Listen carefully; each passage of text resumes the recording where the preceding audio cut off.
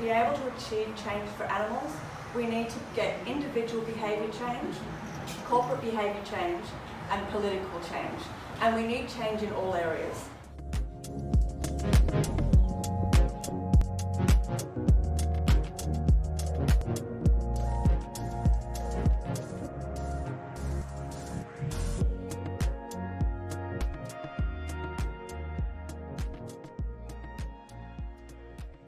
My name is Georgia. I'm the chair of the Young AJP committee for 2021. Thank you all for coming along. Tonight we've got two fabulous speakers for our event, How to Become a Politician. Both of them will be sharing their individual experiences and hopefully passing some insights on to you. We'll do a Q&A after each speaker, so keep questions in your mind, and then after that we'll be ordering dinner. So we've got first up Michael Dello Jacobo, and he is a member of the Young AJP committee, state committee, and is also a candidate for Inner West Council. These elections coming up, and welcome Michael. Hi everyone, I thought I was going second, but okay, so I have run as a candidate, if you count the council elections that I'm running for now, 3 times. So I ran in 2019 in the state election for the lower house seat of Heffron, which is there. It covers like some of just south of the CBD and towards the airport. Then I ran for the upper house in the 2019 federal election and running for Inner West Council in the Young AJP ward this year. So yeah, I think I'm just going to talk a little bit about my experience and I guess what I thought the value of running. In particular, I'll be mostly talking about the state election in 2019. What I thought the value of running in that was. So first I guess I want to say that I've been sort of interested in politics for a long time as an observer and only really got involved with the Animal Justice Party about 6 months before I ran the election. So I think one of the points I want to make throughout this is just that it can be daunting running for election, but I think it's easier than you might think. So I want to talk a little bit about some of the things that I did whilst running for election. And one of the other things is, so this electorate is very strongly Labor. It has been held by Labor since actually the electorate was created in 1973. It's never been any other party. I think they get something like 70% of the primary vote here. So, you know, I guess the question is, why did I run in this electorate that I have absolutely zero chance of winning? And it's for a few reasons, but one is this idea that the more people we have running in lower house seats as the Animal Justice Party, the working theory is that the more votes we get for our upper house candidates. So Emma being the number 1 upper house candidate in that election. So if you have an electorate, a lower house seat, where you don't have anyone from the Animal Justice Party running, Emma would be less likely to get votes on the upper house ticket.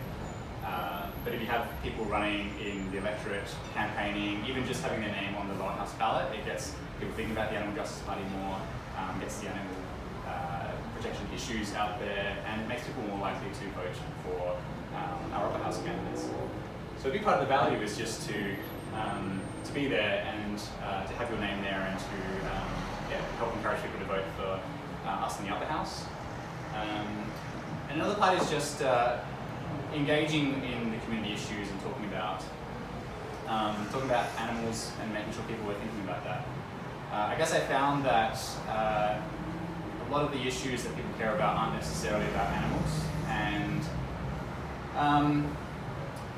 yeah, I guess there's a lot of issues that do affect animals in some way, whether it's housing development and all sorts of issues that would affect non-humans, but people don't think about it through that lens. So just being there to be an extra voice to say, have we thought about how this issue affects animals, I think is really important. So I think I'm just going to talk about some of the different things that I did while running for election and my kind of experience of them. So first, I guess there's this idea of being a paper candidate in an election. So that's where essentially you put your name up for election, you nominate, and your name's on the ballot for election, but you don't necessarily run a full campaign. So that is one option, and you get some of the benefit that I just talked about before, which is you get the name of Animal Justice Party out there. People see Animal Justice Party on the ballot. But I chose to run a campaign. I initially signed up as a paid candidate and slowly agreed to do a little bit more until I ended up running a full campaign. But one of the things I did was flyering, so I had a lot of great volunteers who were happy to help with that. Just giving out flyers at things like train stations, shopping centres, bus stops throughout the electorate. I found this actually pretty enjoyable compared to some of the other things I did. So I guess most people just take the flyer and kind of keep walking. It's not very. Most people don't ask a lot of questions. If they stop and chat, it might be for a little bit. I think I found it nice, and it was pretty easy.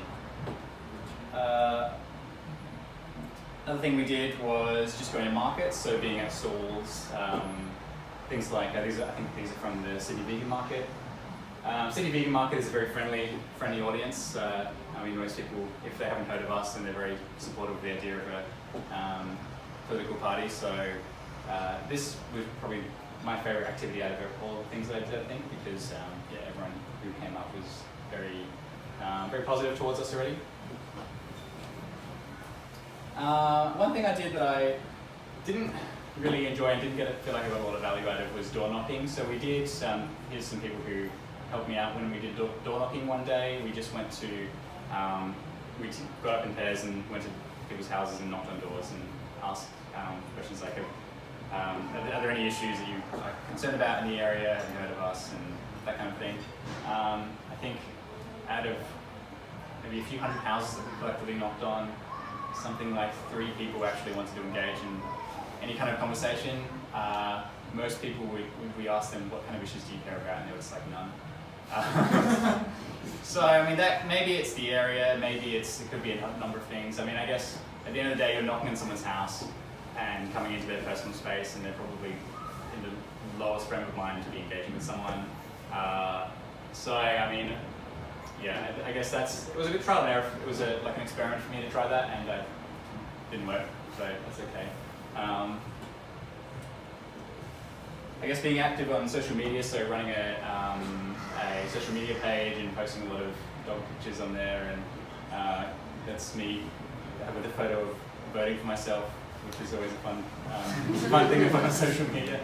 But yeah, I guess this is just being active on social media, also talking about local issues and state issues, and I guess trying to put out solutions for those.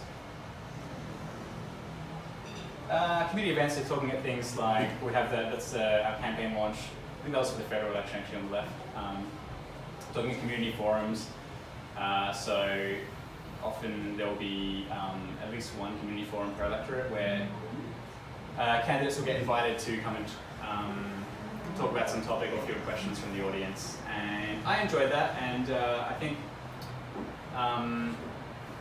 that could be, I guess, a little bit intimidating for people, because can be sometimes a bit adversarial depending on how friendly the people in the audience are. They might, not like you and want to ask you questions that trip you up.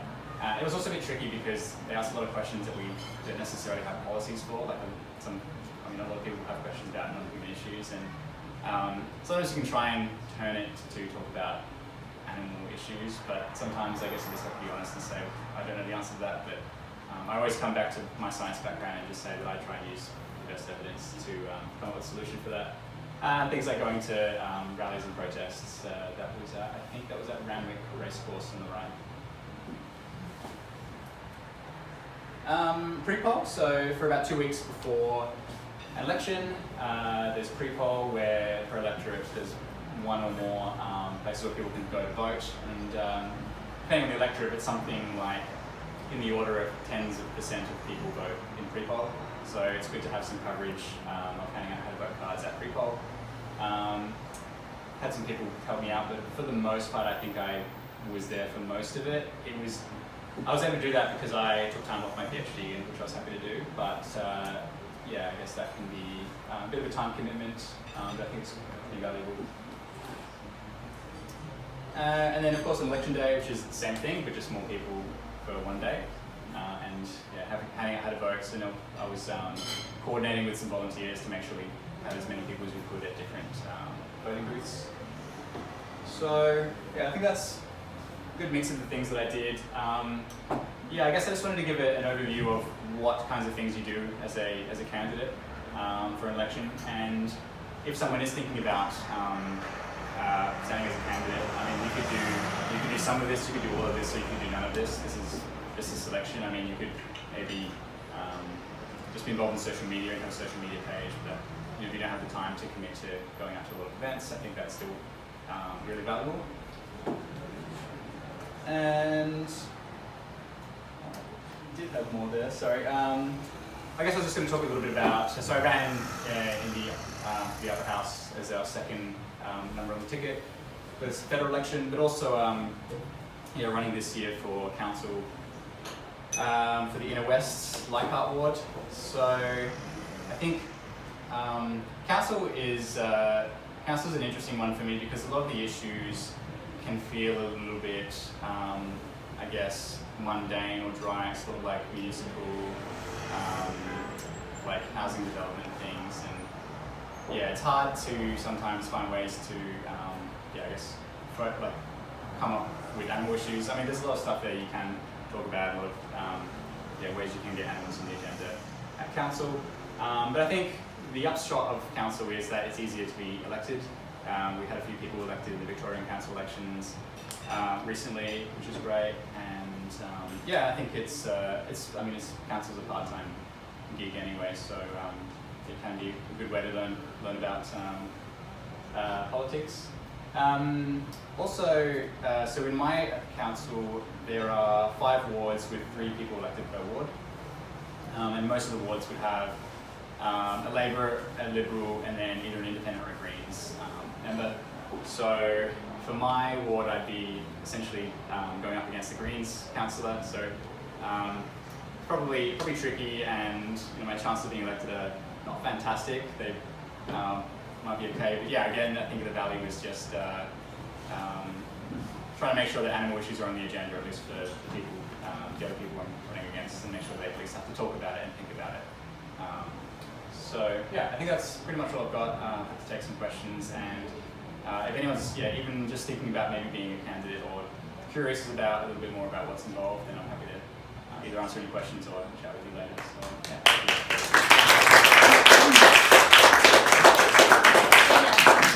I'm going to break the ice and go first for question time. One of my questions would be, like you said, you're going to have from the electorate area. Can you break down a bit for how you're chosen your area? You have to live there, or you elect what area you're in? Yeah, sure, thank you.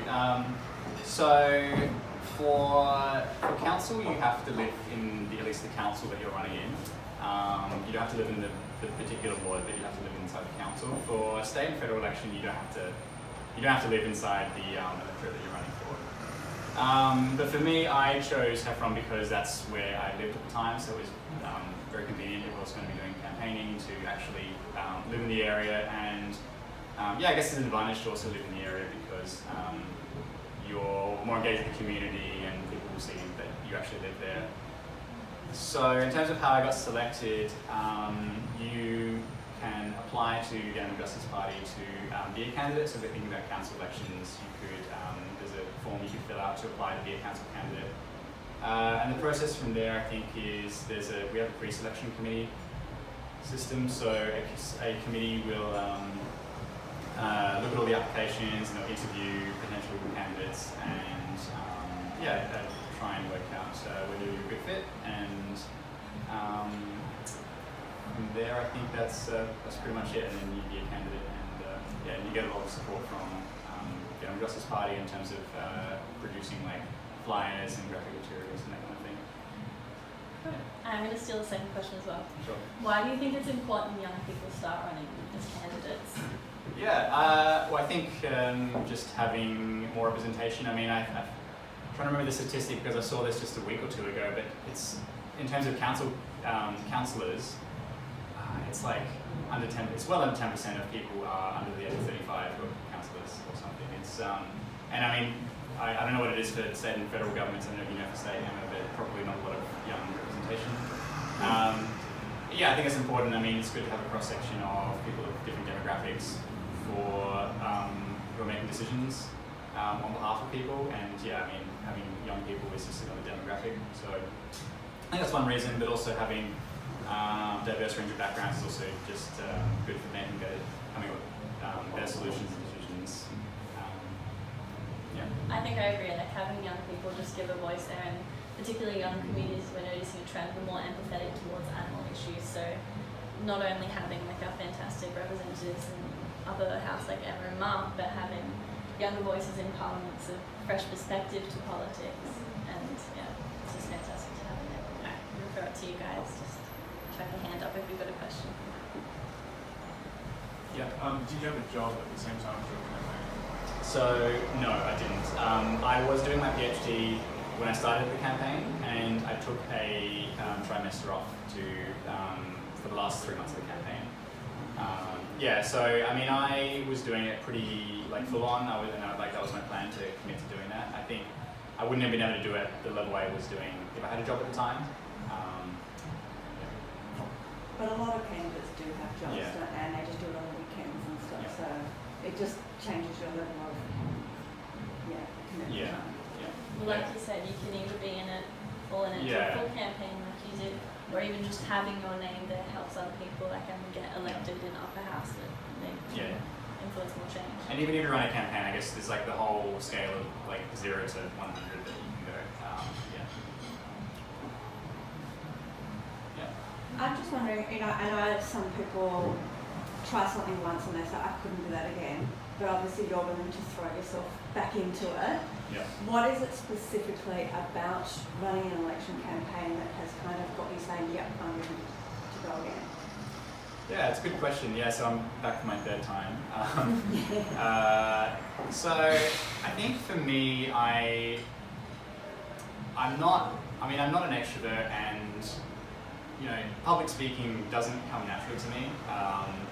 It's something I have to really work for, and I guess my motivation is ultimately just I want to do as much as I can to help improve the world for others and for non-humans, and I see this as a really effective way to do that. So yeah, I mean, my main reason would definitely be, I think, being a candidate is such an effective way to help animals. And yeah, I mean, even to be elected, I would like to actually be elected and be in council or government one day. And yeah, I mean, there are benefits. I mean, it is nice to to engage with people and hear the concerns of people in your community, and to try and come up with solutions. For me, because I'm a scientist and that's my training, I always approach it through the lens of how can we use evidence to come up with the best policies and solutions. So I always see that as a challenge when there's some issue, and I think how can we use evidence to just create the best outcome for this? And I think that's probably my main motivator. And but there's perks, like someone will thank you for what you're doing for animals, and that's just a really good feeling. So I guess that's a little bit of a selfish part of it, but yeah, it's nice, and it's a good motivator to help you keep going. Any other questions? What things can you do without being a candidate? Yeah, that's a great question. You can most people are not candidates, and they just volunteer their time or their skills. So yeah, there's a lot, and honestly, it's kind of an endless list. Like, if you can think of something that someone thinks would be useful, then that's just another thing they could do. So, but I guess for some examples, like I said, I had a lot of people who offered their time for me, especially during my the state election. So things like handing out flyers, or support for organising volunteers, organising rosters of who's going to be where on election day and that kind of thing. All the way to graphics design, or just writing, I guess, materials for posts and social media and other things, press releases. So yeah, I think that's just to name a few, but there's anything that would go into election campaign is something that someone could volunteer if they think they have the skills or the time to do that. One thing I'd like to add to that, I've heard this with third party, but do you remember the efficacy of how to vote, like what percentage of impact that has, or? Not off the top of my head, I did know this statistic. I mean, do you remember him? In Okay, summary, yeah. like when you're handing out how to vote before someone goes and makes that decision, it does make an impact. I know sometimes when I've gone to vote, like I'll walk past a lot of parties because mine's kind of made up, but for a lot of people, just receiving that little bit of paper that says Animal Justice Party does make an impact for us. And I know that during my election, we looked at the schools that we went to and the ones that we didn't, and the vote was so dramatically different. Like even before we did any statistics, you could just see that there was a statistically significant difference between the number of votes from the places where we had people handing out compared to where we didn't have people on the ground. even just helping people understand how much of an impact it is when they put us one versus us two. Like they're like, oh, this is my main preference, but I like animals, so I'll put them a bit lower. But it's actually much more impactful us if we were put number one, that gets passed on down the command chain later on. They get a number of how many people put us one, but if X amount of people put us second, they don't find it out. So it's like important to do first. Yeah, that's something I wanted to talk about but forgot. I mean, even if you don't get elected, the number of first preference votes that you get, because we have a preferential voting system, it does a lot of things. It helps us get more funding, but also it helps show whoever wins the electorate, whoever wins the election. You know, we get 5% of the first preference votes. They know, 5% of people in my electorate care enough about animals to put Animal Justice Party at their first preference. So then they have to think, okay, what am I going to do to try and retain those, to try and get those votes next time? And I have to be a little bit, stronger on animal cruelty and that kind of thing. So yeah, I think that that's like a pretty big impact. Like Georgia said, explaining that how the preferential voting system works can be a bit tricky. A lot of people think if you put one AJP where we're not going to win, it can be a wasted vote. So that's a challenge, but if you can convince them that it's not a wasted vote and it sends a message, that's really powerful. I would like to introduce the Honourable Anna Hurst. Thank you.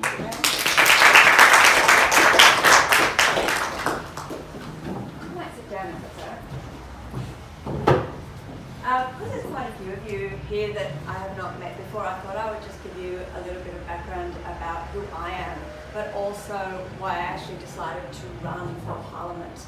I trace my history back in animal protection all the way back to when I was a very young child. I remember sitting there cradling a hen, and I was patting her and she was purring. And I realised that this hen was purring and showing joy in the same way as my rescue cat at home showed joy. And I was just a little girl, and I just thought, if I couldn't eat my cat, how can I eat this hen? So I went home and started writing notes to my parents that I wanted to go vegetarian, I didn't want to eat animals anymore. And that was fine, so I sort of started that journey very, very young. It was many years later that somebody simply handed me a flyer on the streets, and I went home and I read about what happens in the dairy industry with calves being taken from their mothers, and in the egg industry, even free-range eggs, organic eggs with male chicks being thrown in these blenders alive. And while I was horrified, in another way, it was almost like the lights just came on. Sometimes you go into an underground car park or something with those fluorescent lights. It was just this moment of clarity where I thought, you know what, I really needed to dedicate the rest of my life towards changing this. I was studying at university at the time, and I was actually studying education, and I started to talk to people about what was happening to animals and why I was changing my diet and my lifestyle. And back then all I kept hearing was, if slaughterhouses had glass walls, everyone would be vegetarian. If only people knew, then they would change their behaviour.